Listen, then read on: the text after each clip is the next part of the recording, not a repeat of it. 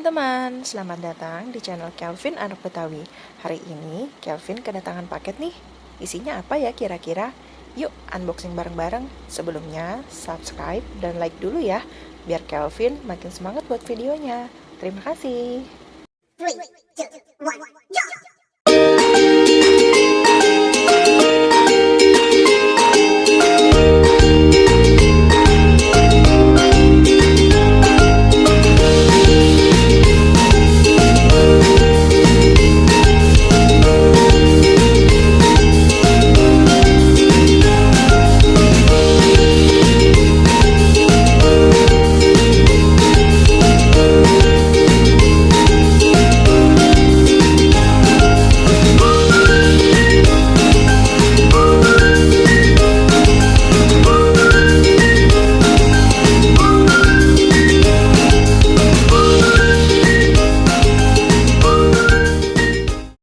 Wah, ternyata isinya ondel-ondel teman-teman. Kelvin suka banget loh sama ondel-ondelnya.